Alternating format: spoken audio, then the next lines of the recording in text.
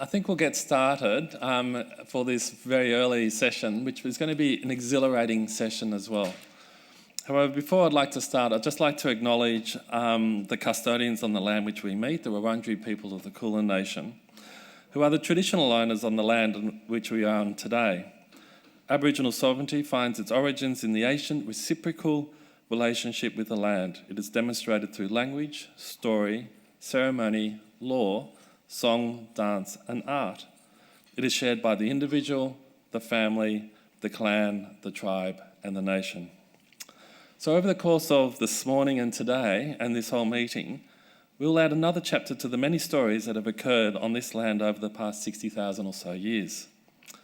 Myself, everyone in this room, Kiasi, the conference organisers, the actual meeting itself, pay our respects to Wurundjeri elders past, present and emerging, and to all Aboriginal Torres Strait Islander people here today. May your ancient wisdom fill us all over the course of this meeting this morning. So I think that actually gives a very nice introduction of why we're here today. This is an extremely important topic. We sort of forget about TB. I know Simone doesn't, but it's one of those conditions that we sort of think, well, it's not really a big deal in Australia, and it really is. And in fact, TB as a global problem is, I heard, in the orders of $2 to $3 trillion are spent on the management and the cost of TB globally. So as a global problem, it is absolutely huge. But within our own nation, we actually have issues that we actually need to discuss and actually understand and then actually try and work out what we can actually do. So I'd like to introduce you to Simone Barry. We have her bio there, but she's a respiratory and sleep physician, done amazing training, but her main interest is in TB and she's awesomely awesome. So welcome to Simone.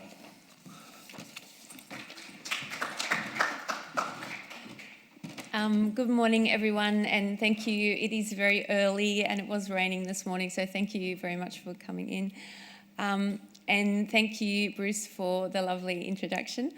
And yes, I am a respiratory physician, and yes, I'm extremely passionate about tuberculosis, and particularly in Aboriginal communities.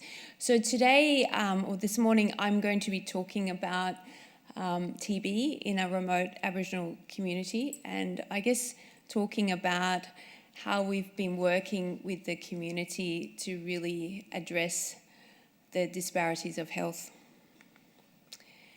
So Kiasi has sponsored me to come here today, but the words that I'm speaking are my own, and there's no, I guess, conflict of interest in relation to that. So a little bit about myself. Here is me and also our lovely nurse, Carolyn Gill. So I'm a respiratory physician based in Adelaide in South Australia. I'm the clinical director of the South Australian Tuberculosis Program. And as Bruce alluded to, most people, when I say I'm interested in TB, they often think I want to be on TV, including my mother, when I told her I wanted to be a TB physician. So TB is often a forgotten disease, and certainly in high-income countries like our own. However, in some people or some communities, there is still a significant TB problem. So my interest really is in mycobacterial disease or tuberculosis, Indigenous lung health, and also in other underserved communities. So today, we've got about half an hour, 40 minutes, and then there's some time for some questions and some discussion. But I'm just going to give you a brief introduction and talk a little bit about tuberculosis, talk a little bit about the APY Lands in the South Australian context, the current sort of TB problem there, the barriers that we have faced, how these barriers have been overcome, and the progress that we have achieved to date. So what is tuberculosis?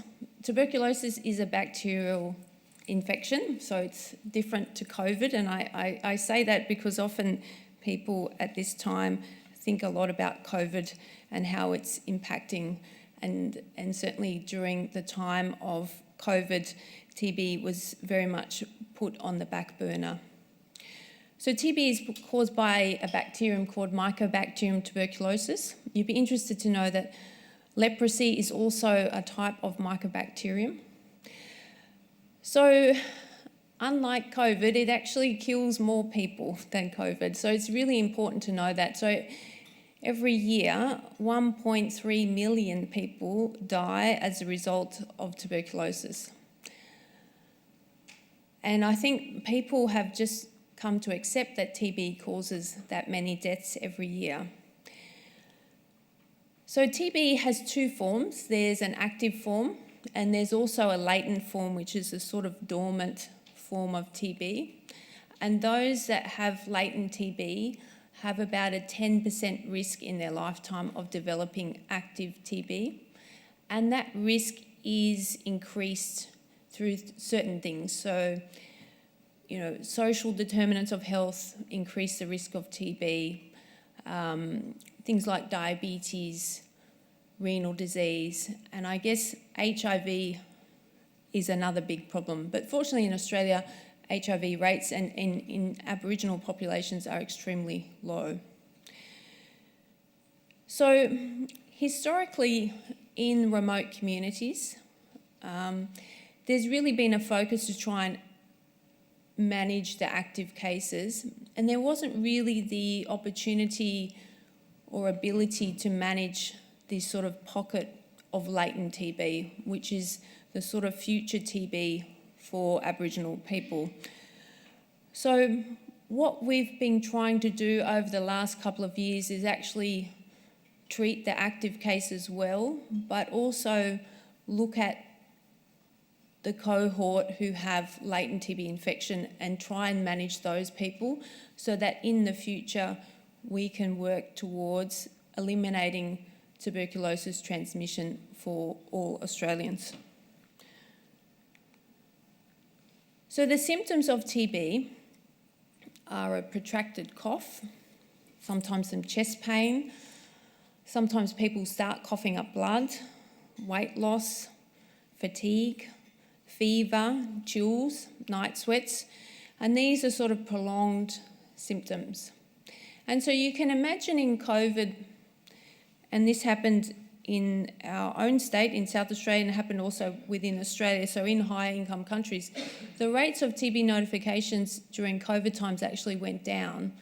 And that's not because we had less TB cases, it's because people were being tested and treated for COVID up and beyond looking for tuberculosis. So it's estimated the effect of COVID on TB will be extremely detrimental, and that we will have had cases of TB that have been unrecognised. And even when we think about our own health systems, the way we move towards telehealth, it was hard to get x-rays if people had respiratory symptoms. So you missed a lot of people during the COVID times with tuberculosis. And if you have someone obviously with active TB, they can spread that disease to others. And so you had a larger pool of people sick for much longer. And so the effects of COVID on TB are still being realised. But you can see these symptoms are very non-specific, and certainly in an Aboriginal context, and for those of you who have worked with Aboriginal health, know that cough is often a normalised thing. So people, certainly the people that I care for in remote Australia, cough is a very prevalent symptom that people have. And so when someone asks, do you have a cough? Even if they are coughing, they may not admit to it because it's just part of the day-to-day. So that's also been a bit of a challenge for us. So everyone, I think, knows that TB affects the lungs. I think what's not common knowledge is that TB can really affect any organ system. And so the lungs are the reservoir, so that's where the TB comes in when you breathe. But certainly TB can travel to any part of the body. So the next most common is lymph node, and the most easily recognisable one is a lymph node in the neck. but it can affect any lymph node. We've seen, obviously, genitourinary tuberculosis with disastrous results, particularly for women in reproductive age, because there's vast infertility created by undiagnosed or managed tuberculosis. But really, TB can affect any organ system. Certainly TB in the brain is something that we see, particularly in those people who have had TB for a long time. So most TB is sensitive to what we call the first-line drugs, which are, I guess, the easiest treatment regimen, but we'll come to that in a minute. But sometimes TB is also resistant to these drugs, and we then need to go to the second-line drugs, and those drugs are more toxic, are less effective, and require treatments for a lot longer.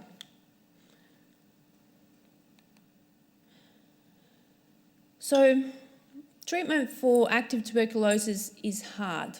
It's hard for everybody. It's daily treatment for 6 months, multiple antibiotics. So the picture on the top left is the tablets one would take for standard anti-tuberculous therapy. Many side effects. There's obviously drug interactions. And the most important thing is compliance with treatment, because the mycobacterium itself has inherent resistance. So if you have intermittent treatment given, 100% of the time, that person will develop drug-resistant tuberculosis, which, as I said before, is much harder to treat with a lot more medications, with less success and more toxicity. So the actual making sure your patient is receiving their treatment every day is one of the pinnacles of TB management. The bottom picture is a patient who has drug-resistant TB, and these are the tablets that they need to take. And what's not featured here is the injection that they also receive. And so you can imagine in a low-income country trying to administer these medications, and particularly if you've also got injectable medications where there's really quite a lot of side effects where you need very careful monitoring, it gets really hard. But it's also really hard in our country, in a high-income country, but in a remote setting.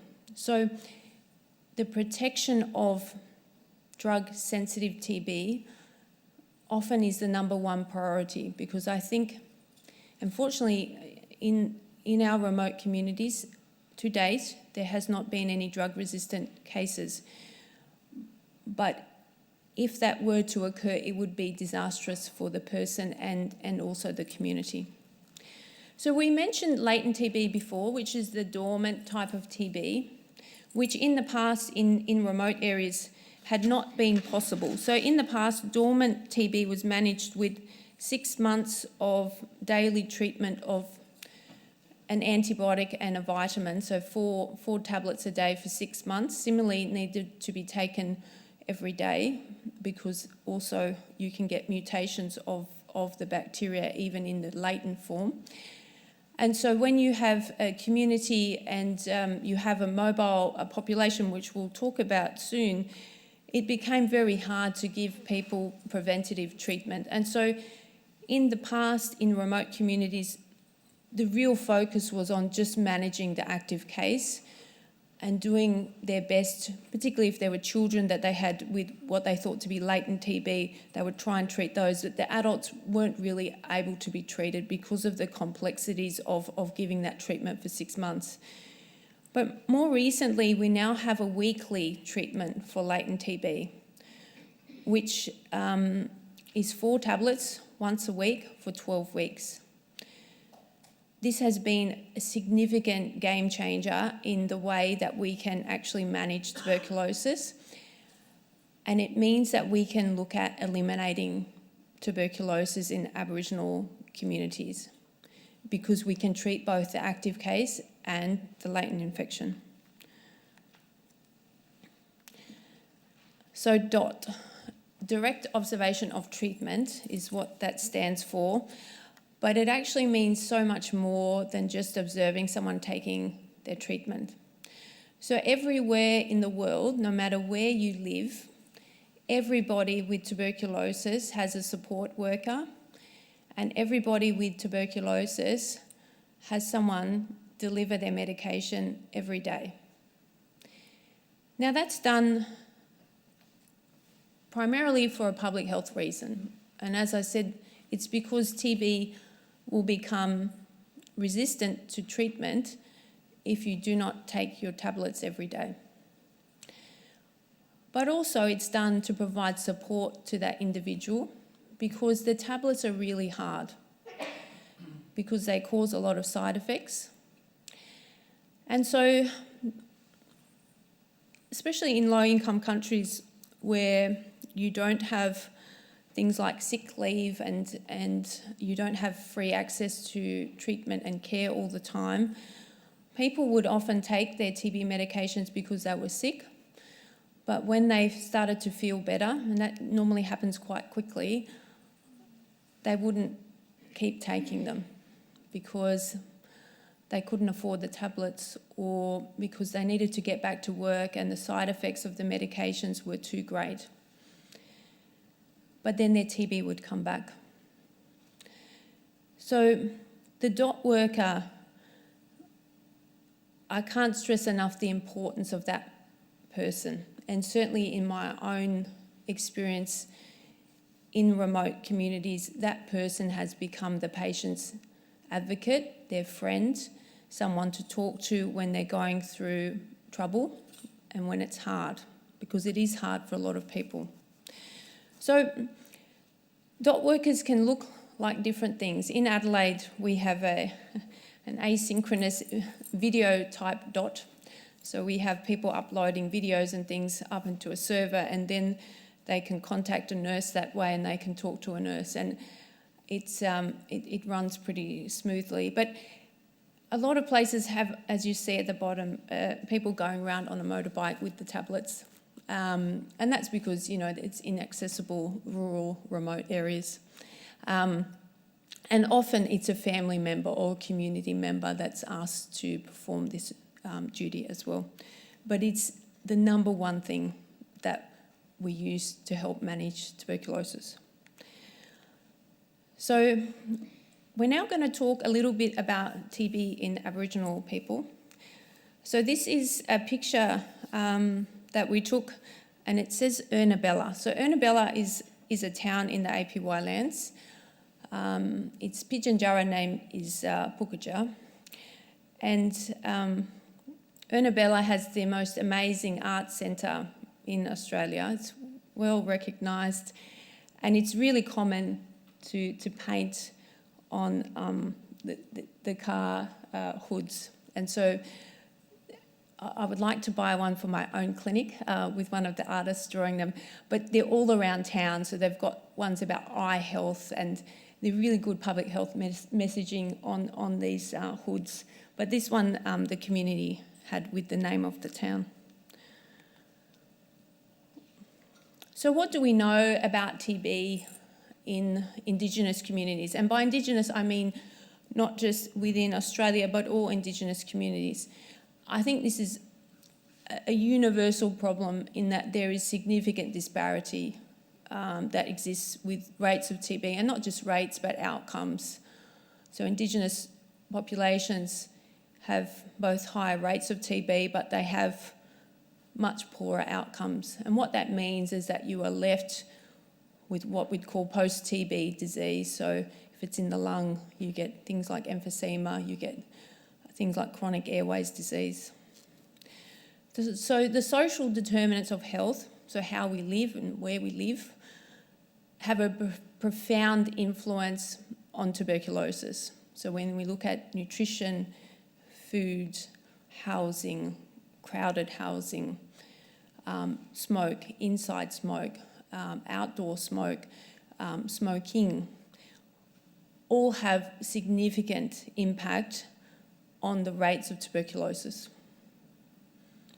When you look at the literature, you really can't find the voice of Aboriginal people talking about what they think about TB. It really doesn't exist. And that's really a shame, because I think my own learnings, and it's been so important for us to talk with the community about what they think and how they feel about TB, because certainly in the past, in the APY lands, there have been cases of TB that have resulted in death of community, death of ancestors, and so there's that knowledge and known history of TB and the fear that is associated with that. So having a better understanding of how Aboriginal people see, think, feel about TB is imperative. The other thing is that we have a very Eurocentric health system, which we are all very used to, and it seems reasonable to us. But it's not a fit-for-purpose health system for all Australians. And certainly where we have failed in the past is expecting people to come to our big, shiny hospital and have treatment at a specific time. And that doesn't work for everybody. So I think looking at the models of care that we deliver is really important. This is a graph put out by the National TB Advisory Committee. So the bar graph's really just the absolute numbers of TB cases in Australia, and it varies according to migration patterns. But we have about 1,300 cases a year. The dashed lines are the absolute rates per 100,000. So the blue dash is non-Australian born individuals. So the red dash is Aboriginal Australians, and the green dash is non-Aboriginal Australian born. And it's pretty easy to see that there is significant difference in the rates of tuberculosis of non-Aboriginal Australian born versus Aboriginal people. And that exists because of the social determinants of health. So as I mentioned, TB causes about 1.3 million deaths per year. And as a result of COVID, it's anticipated that that will get a lot worse. TB rates in Australia overall in Aboriginal and Torres Strait Islander people are about 4 times that of non-Aboriginal Australian born. And recently, in the APY lands, there's been a clustering of tuberculosis cases. So the APY lands is pictured there in the orange. It's a huge landmass. So it's about the size of Greece. And there's seven different communities associated with health services on the lands.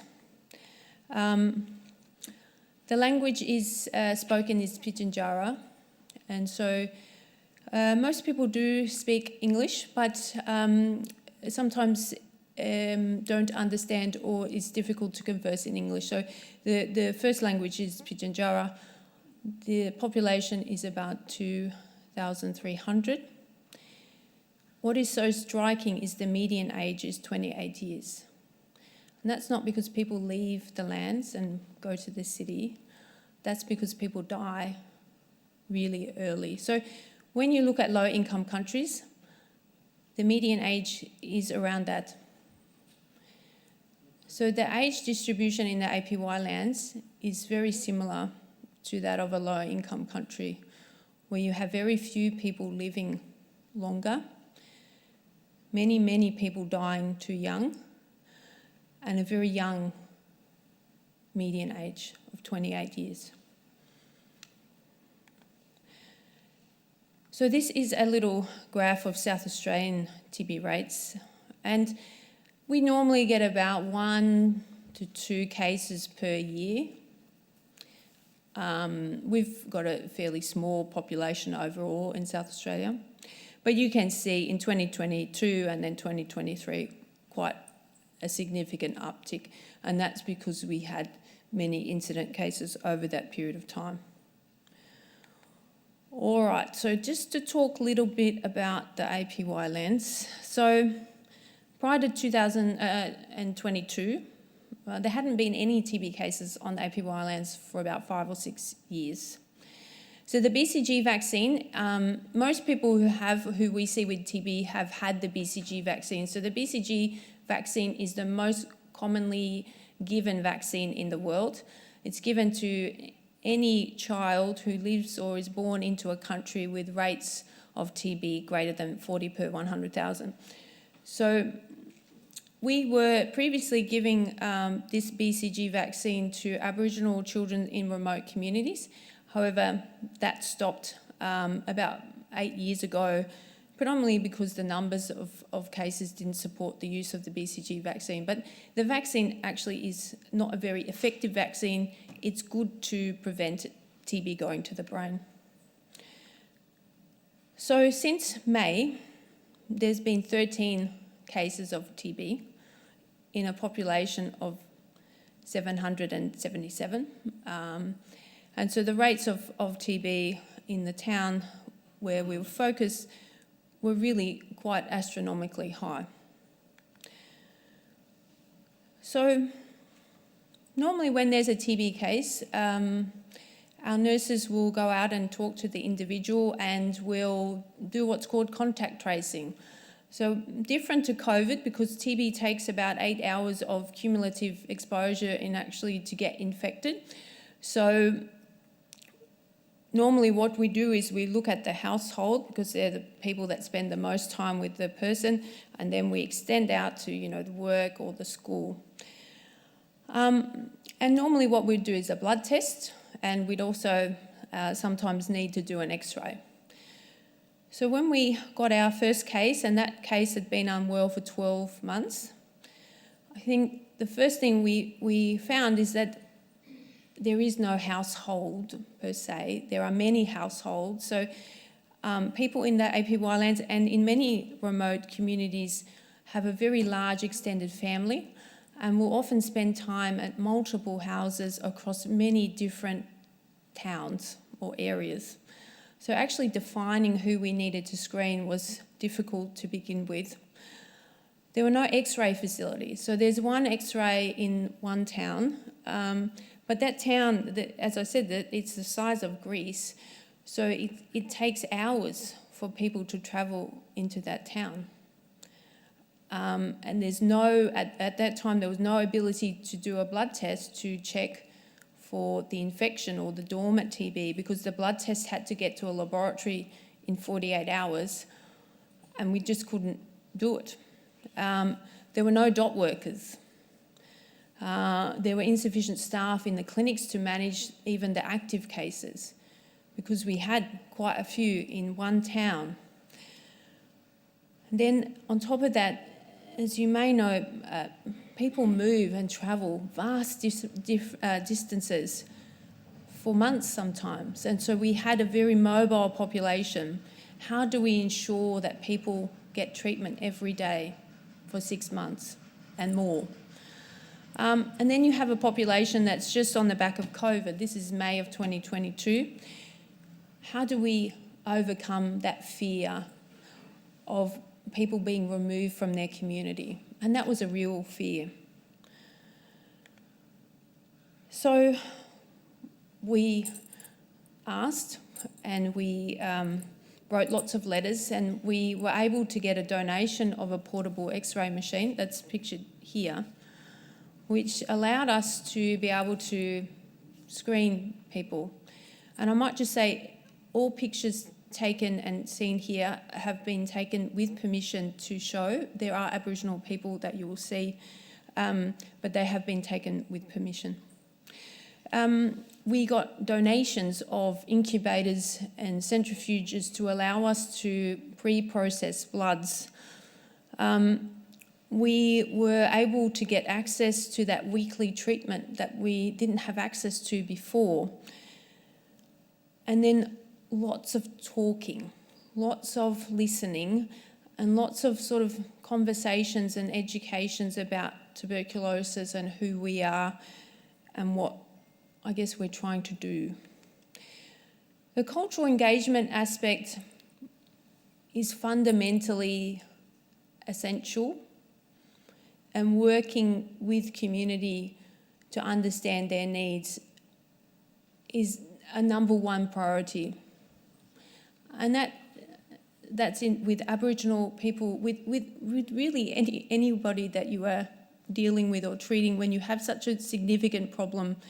Working with members of that community is fundamental to success.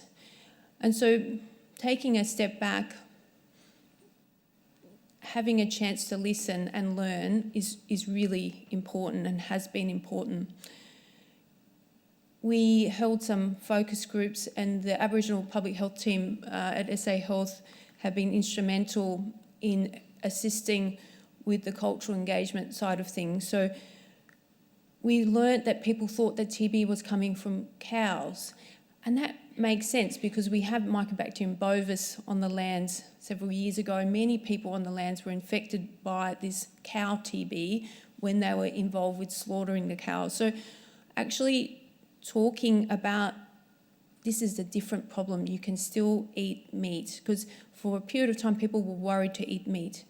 And then the other thing is TB is passed down through generations, and that makes sense as well because often the household are the ones getting infected. And you know, there's simple things about sharing food and surfaces, because people have learnt so much about COVID. And so we had to listen and try and develop education that was tailored to what we were hearing. So I guess over a period of time, we developed a lot of literature and some videos, and there was some, I guess, media releases in relation to the tuberculosis clusters, and I guess gearing up towards working together with community, understanding what they need, and developing culturally appropriate educational resources. What is tuberculosis or TB? TB is a germ that can infect your body, especially your lungs. A short video it can make that people I'll play very sick, but you can also fully recover if you take medication.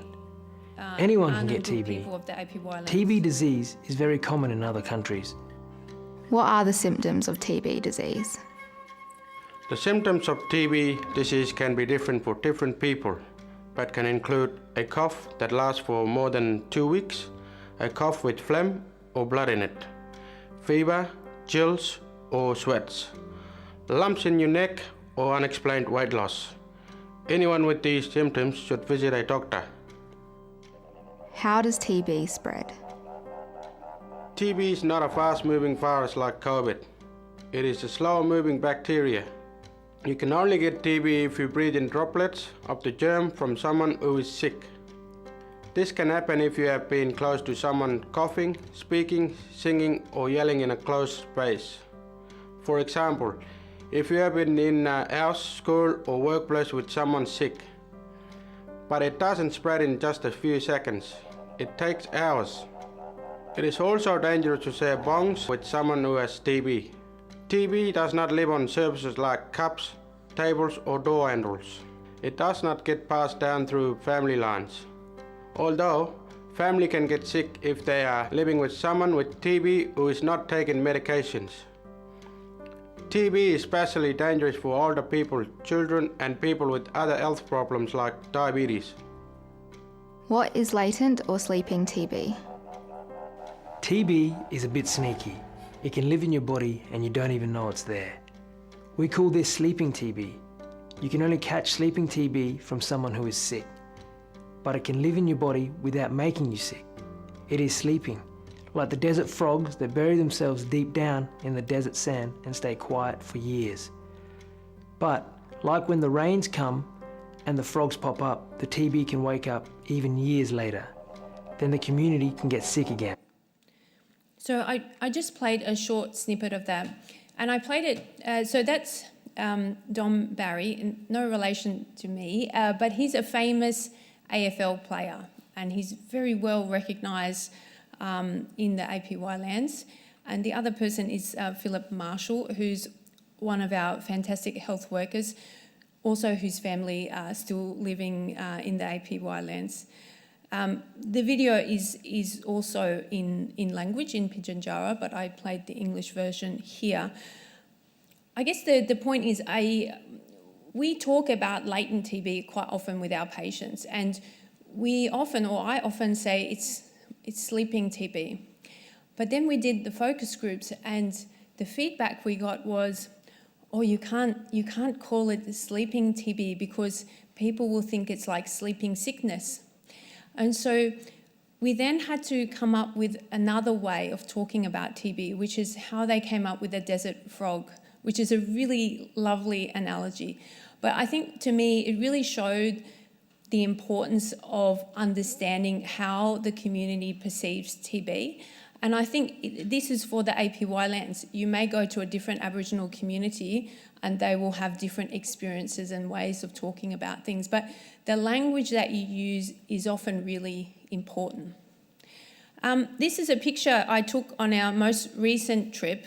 And so I mentioned we're having trouble accessing or doing the blood tests because we couldn't get them to a lab. So we've actually turned our bedrooms into a mini lab. So this is where we stay up in the APY Lands, and we have to, heat the bloods and then put them onto the centrifuge. So we've actually renamed one of the bedrooms into, an assay pathology mini lab. And this allows us to store the bloods in a refrigerator for many weeks so that we can bring them back with us and process and get the results for the TB infection test. All right, so how have we been going? The real focus has been on parity, on actually reducing the disparity that exists for Aboriginal people. And that's what we are aiming for, to reduce or eliminate tuberculosis transmission for all Australians. There's been a lot of interest. Obviously, I'm talking here today, and that's really important to talk about this because it's a disparity that shouldn't exist. And certainly by talking, there's been now involvement not just at a state level, but as a Commonwealth, because TB doesn't know the state borders, and certainly people that I help look after often travel into WA, up into Northern Territory and surrounding. So you can't isolate it only to South Australia. And so that's really important to get interest and with that funding to actually manage TB. So in July of last year, we did a community-wide screen in the town that had a lot of cases. Of 770 people, we screened 550, which is pretty good. Particularly because a lot of the time people aren't there at any given time. Sometimes up to a third of that town is somewhere else living in another place. We also delivered the vaccine, so we're starting to revaccinate children because it does have some benefit to TB going to the brain, which can happen in kids. So this is where we were set up. We used one of the TAFE buildings up there. And this is just the screening process. So you can see the video playing in the background, which was further along to what I showed you. And so people, and this was playing in Pitjantjatjara, people would come. And what I really noticed is the interest. No interest in pamphlets. We'd made all these pamphlets, but the video. So people really interested when you communicate effectively in language.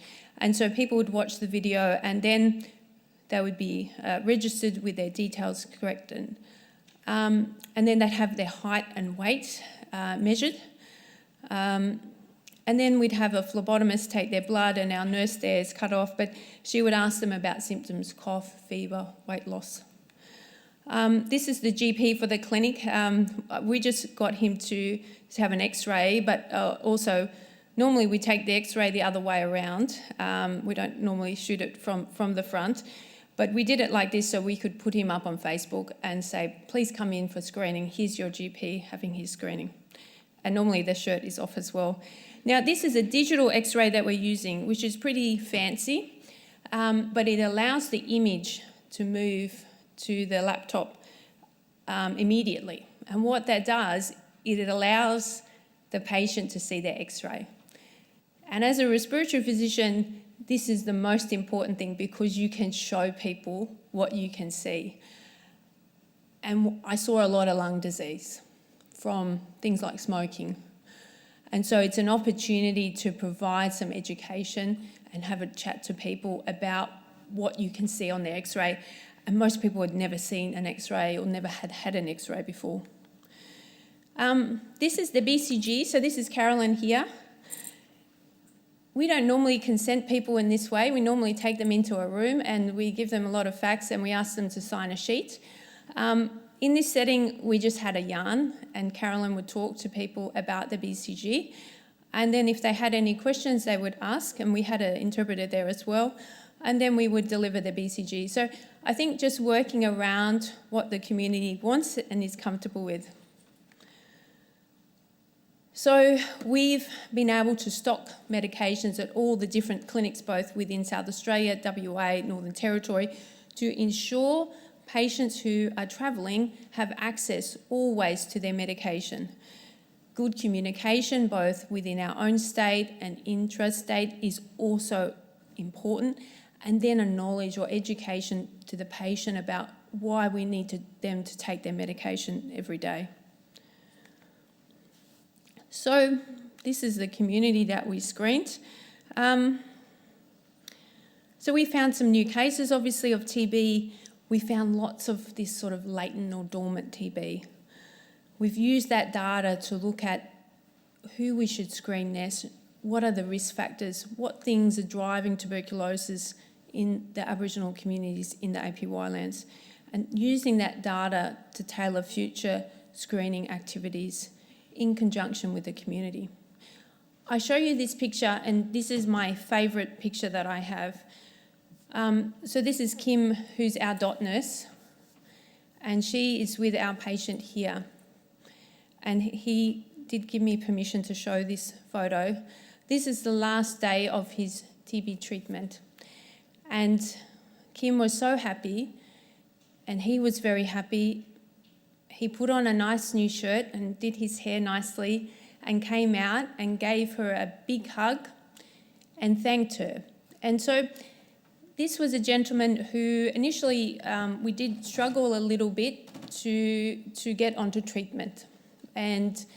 But he formed a relationship with Kim, and she was his North Star. So she would come and see him every day, and not just about TB, she would help manage his other conditions as well. So diabetes is really important in TB. Poor glycemic or poor diabetes control means bad outcomes for TB. So the dot nurse also is managing other health problems as well. This man has been the best advocate for us because he feels so much better, and he's telling all his friends, come and get tested, you'll feel better. So this is a really good story, but it just goes to show the importance of the dot nurse. You cannot succeed anywhere without the support of someone like Kim. So I'm a respiratory physician, and I don't expect people in the room to understand the chest X-ray, but I put it up with the AI, so the AI marks out where the bad bits are.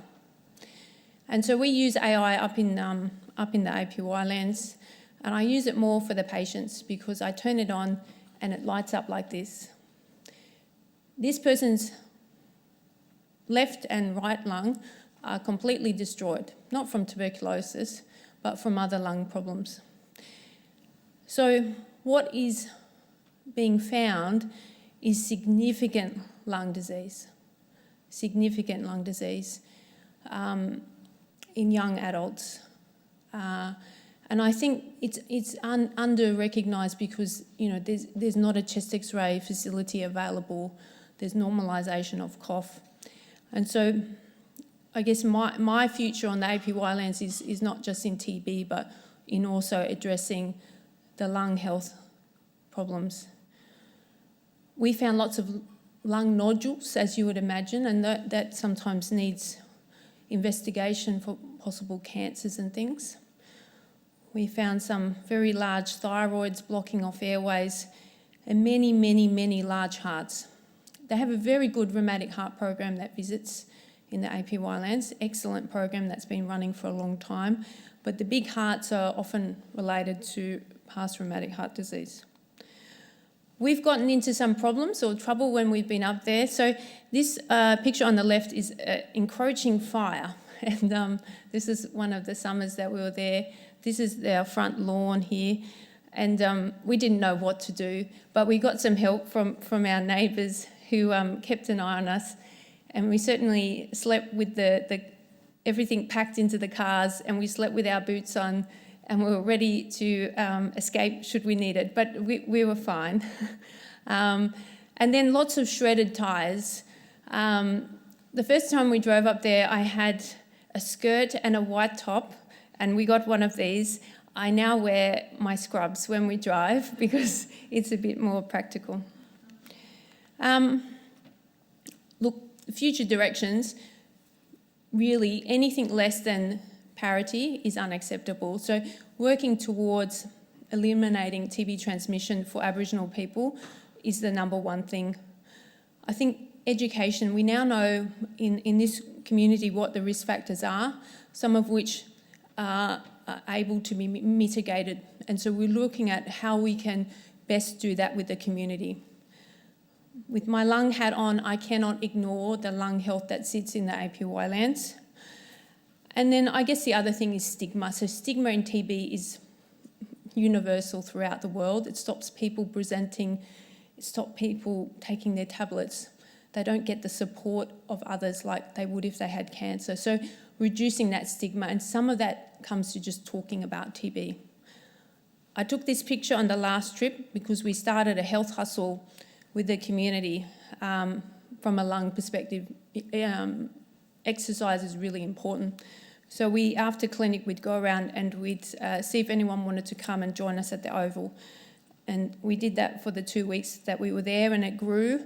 We had lots of kids coming, and we provide some food and drink afterwards and some social activities. And then, unfortunately, we had to come back home. But certainly that's something that we will continue to do, and it's a great way to meet the community, talk to them, and getting out there, and so that people are comfortable with us visiting.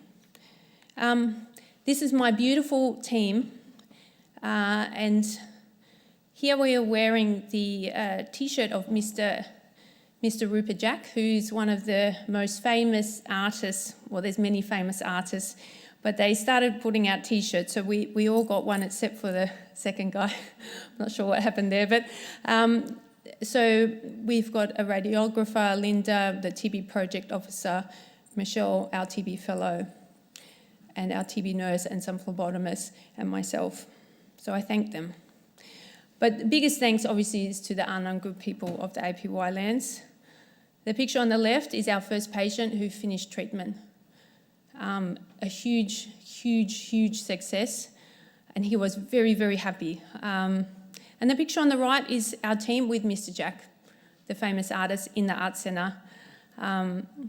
So with that, I'd like to thank you all for coming, and I think we've got some time for some questions.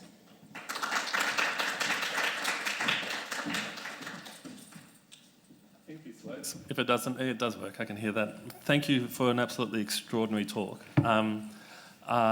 Amazing work that you're actually doing. If there are any questions, I've got a couple just sitting here, and I wrote lots of notes because I was just thinking this is just awesome. Why people are thinking of some questions. So we've just been through COVID. Everyone understands prevention's better than cure. COVID's a virus, this is a bacteria, fundamental different construct, which makes things like herd immunity probably tricky because you can't do that. And we've got a BCG, which is, thank you for reminding me, I think the technical term is not that great. Some would say slightly crappy. But clearly prevention's going to be what we need to be going for. Any comments you'd like to make along those lines, especially when you're seeing some of the newborns who actually weren't even vaccinated because they decided there wasn't enough numbers, which I find extraordinary. So there are certain risk factors that we have identified that appear independent of even things like close contact. So there are certain behavioural things, such as mentioned on the video of smoking bongs, and so that's sometimes quite prevalent in certain areas. So education about risk mitigation, I think, is important. I guess early detection of disease, so that you don't then have this large pool of people being infected. And so really spending time with the community, educating people about tuberculosis and its symptoms, and also the clinics, because most clinics had never seen TB, so they wouldn't be on their radar to actually think about it. Obviously, in the pipeline are many new fancy vaccines, but we're not going to see those for many years, unfortunately. So, and part of the issue in Australia is the incidence is lower than potentially other nations. I found extraordinary that about the dot side of the whole story, that there's in other nations that have probably thousands to hundreds of thousands of cases, they actually have that management process, which, and I can understand now why this is such an expensive condition to be able to manage. But you mentioned that there are some other vaccines that are in the pipeline that may take a little while for us to get to in Australia, which I don't quite understand why, but we can sort that out. How they're going about it, what do you see in the next 5 years in terms of this particular condition? Considering the amount of money we spend on COVID, which is now basically endemic, and some people in the media would say it's a non-issue, which is not true. However, this particular condition, as you said, kills more people. How do we actually turn around TB, and what would be a new vaccine, what would look like in 5 years? So the vaccine side of things, it's not that it's not coming to Australia, it's more that it will take several years to develop and get into the arms of people, I think. Look, I was in Canberra recently on World TB Day, and the Australian government announced at that meeting that there was a significant increase in funding for the Asia Pacific, that the Commonwealth are funding, because obviously TB knows no bounds or boundaries, and so our responsibility in Australia is really to protect the surrounding Asian communities. Particularly PNG has always been problematic with TB and drug-resistant TB. So as a responsible nation, we have responsibility to actually fund TB programs of our neighbours as well as ourselves. I think Australia, being a low burden country, actually puts us at risk, because no one thinks about TB, and so it actually gets defunded often. And then you lose the ability to be proactive and to be managing the groups, the high-risk groups with that latent TB. So I think just having it on the agenda and making sure that it's adequately funded to enable treatment is fundamental. So was there a question down there? Yeah, off you go. And just introduce yourself and where you're from.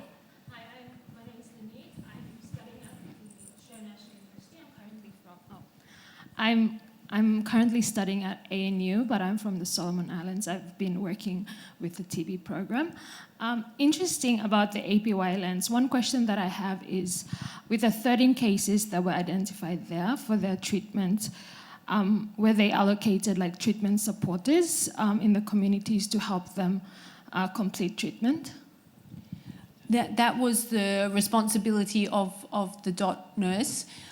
Also incorporated into that was an Aboriginal community member was also funded as part of that funding. So it was a combination of a DOT worker, and also an Aboriginal community member to support that individual. Off you go, yes. Hello, my name's Grace. I'm from the Department of Health and Aged Care in Canberra, and it's great to hear the extra funding. And thank you for your presentation. I don't know a lot about TB, so that was really informative. But my question was if you could just speak briefly more on how you went about initiating the engagement about this issue as well. And I'm sure you had some cases presenting as well. It was something that was known, but in terms of trying to mitigate the fear among, especially from COVID and infectious disease and spreading, and trying to engage in a way that didn't promote more fear when you started talking about it, but also then listening as well. Did that make sense? Sure, yeah.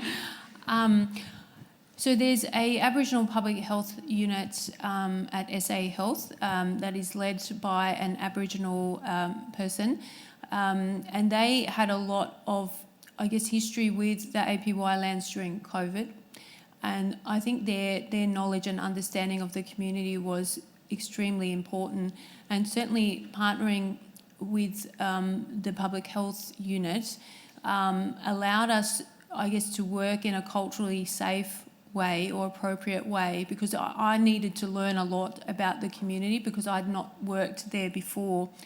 Then the first step was just a barbecue that we put on, and then over time, you know, we gave talks, and then we met with the board of the Nganapa Health, which is the health council there. So it's really an ongoing process rather than a once-off, but it started slowly. But I guess the important thing that our Chief Public Health Officer wanted was that the community be informed before the media. So we ensured that that community engagement happened before it was made public that there were cases, because we were worried about what that would mean for the community. This will be the last question. Thank you. Hi, Ajit Nai. I'm a respiratory physician in Victoria. Thank you for the talk. Fantastic work that you've done. I was just wondering, did you also screen for HIV in this population? And was it hard to do? Presumably you did. And I guess, was the prevalence high? We did not screen, but the prevalence of HIV in the APY Lands is thought to be extremely low or non-existent, so it wasn't screened for at the time. Thank you. Can everyone put your hands together for what's been truly an inspiring start of our days? Thank you.